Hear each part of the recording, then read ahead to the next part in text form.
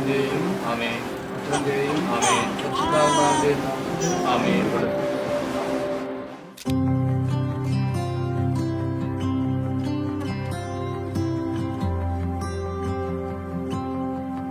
എൻ്റെ പേരിൽ മറ്റേ മിറാക്കിൾ ഓഫ് ഗോഡ്, പിന്നെ ബട്ടർഫ്ലൈ, പിന്നെ ഒരു ഫ്രീ ആയിട്ട് നടക്കുന്ന ഒരാൾ, പിന്നെ ദൈവത്തോട് ചേർന്ന് നിൽക്കുന്ന ഒരാൾ, അങ്ങനത്തെ ഒരു പേര് കിട്ടി.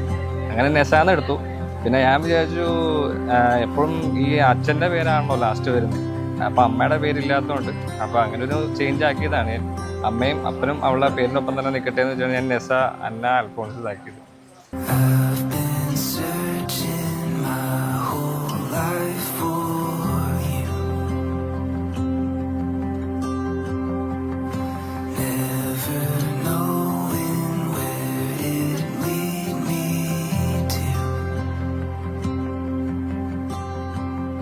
പിന്നെ ഇവള് വന്നു കഴിഞ്ഞാൽ ഇവിടെ നോക്കാനും ഇവളുടെ കാര്യങ്ങളും കരച്ചിലും നൊലോളിയൊക്കെ ആയപ്പോൾ തന്നെ നമുക്ക് നമ്മുടെ അപ്പനമ്മയോടുള്ള ഒരു ബഹുമാനം അത് കൂടും. കാരണം നമ്മളെ എങ്ങനെയാണ് അവർ നോക്കി എന്നുള്ളതിൽ ഒരു ഉദാഹരണം നമുക്ക് ദൈവം തന്നപ്പോൾ നമുക്ക് മനസ്സിലായി.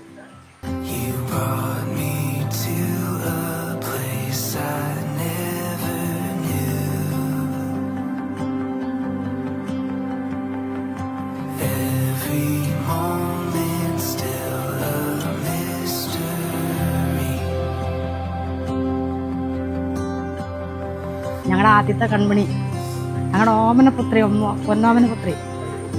ഇവരെ പോലെ അല്ല, ഇവര് വെറും പാവങ്ങളായിരുന്നു.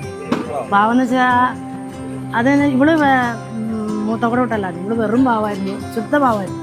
പക്ഷേ ഇവിടെ കൊച്ചങ്ങനെയല്ല, നേരെ തിരിച്ചാ, എബോട്ടും തിരിക്കുന്ന നേരെ എബോട്ടും തിരിച്ചാ.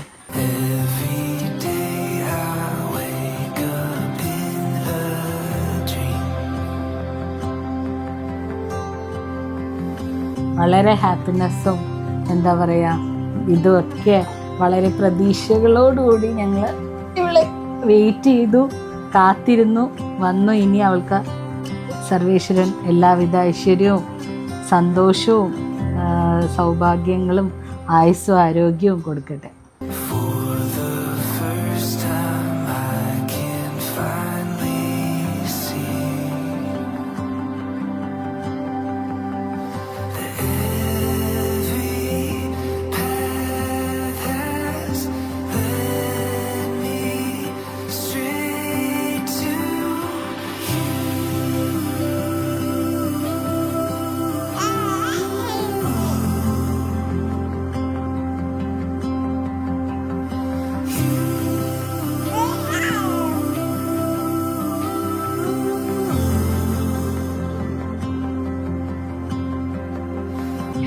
ഞാൻ വെയിറ്റ് ചെയ്തോണ്ടിരുന്ന ആളാണ് കുറെ നാളായിട്ട്.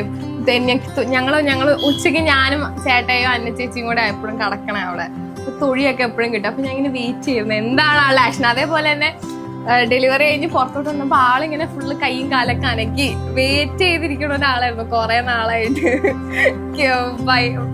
ആള് എന്റെ ജനറേഷനിലെ കൂട്ട് വന്ന ആദ്യത്തെ ആളാണ് ഞങ്ങളെ, എന്റെ കുഞ്ഞ് കുറെ നാളിന് ശേഷം.